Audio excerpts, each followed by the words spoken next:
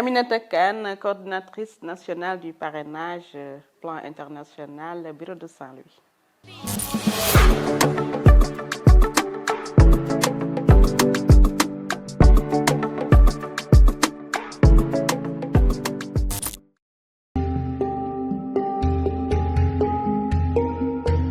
Le parrainage, c'est un moyen de mobiliser des revenus pour développer des programmes que nous allons mettre en œuvre au niveau des communautés.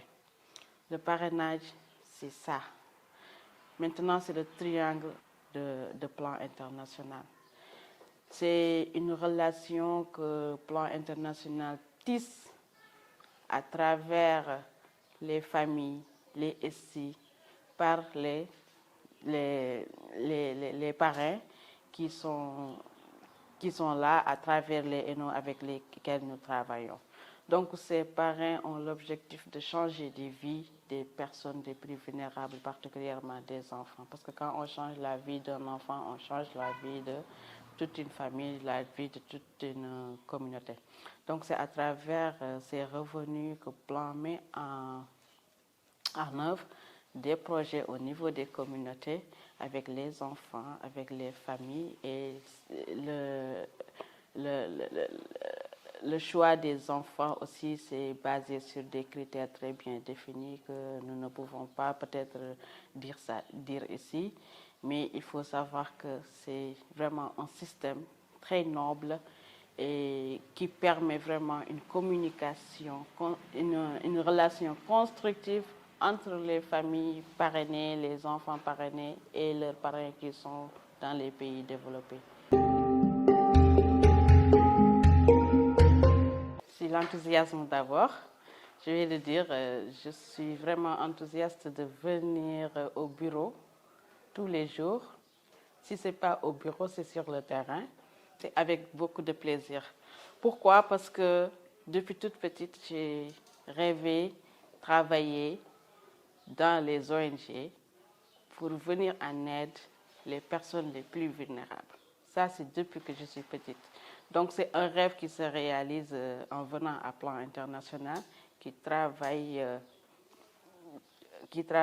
particulièrement pour les enfants. Et l'autre motivation, c'est que aussi l'organisation vraiment nous a mis à l'aise. Moi, dans mon travail, c'est mon quotidien. Donc, ce que je vis dans mon travail, c'est ce que je vis dans ma famille, c'est ce que je vis dans la rue. Donc, je suis bien avec les collègues, je suis bien avec nos bénéficiaires, je suis bien avec les partenaires. Tout ça constitue une motivation. Entre collègues au bureau, ça se passe très bien. Nous sommes plutôt un bureau où les staffs sont relativement jeunes, ou bien je dirais même le staff est jeune à Saint-Louis. Donc du coup, même ceux qui ne sont pas jeunes à Saint-Louis en âge se comportent comme des jeunes et puis ils sont obligés. Donc on travaille en parfaite harmonie. Il y a l'enthousiasme qui est là, on se sent en famille. L'environnement de travail est vraiment favorable pour quand même faire des performances au niveau de Saint-Louis. Wow, quelle question! Ça, c'est une bonne question, mais on arrive toujours à le faire, on arrive toujours à le gérer. Je pense que dans ce monde moderne, il est temps que les femmes s'adapter à travailler au bureau, à travailler à la maison, en tant qu'épouse, en tant que maman, en tant que belle-fille, etc., etc.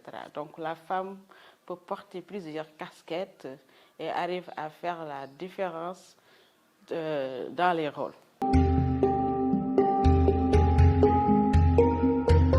Ça aussi, on le fait tous les jours parce que déjà au travail, on s'engage.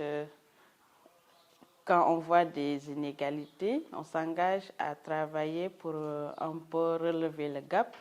D'accord?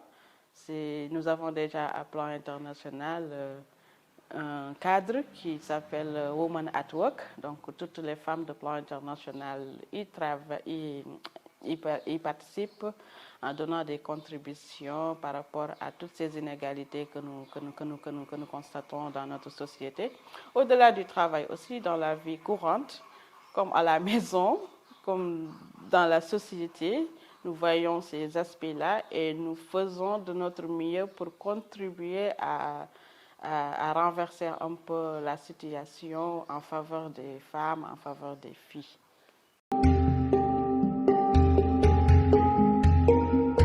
Toutes les femmes sont des leaders, que ce soit dans les familles, que ce soit au niveau dans le monde professionnel.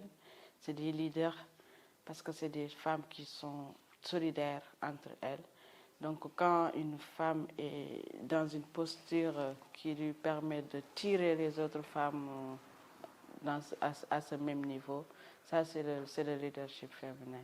Quand les femmes s'affirment pour dire que oui, nous sommes capables de changer les choses et que nous nous donnons les moyens pour changer les choses. Ça, c'est le leadership féminin. Quand une femme arrive à gérer sa maison, son foyer, en même temps que ses KPI au niveau du bureau, sans que le gap se sente un peu, ça, c'est le leadership féminin.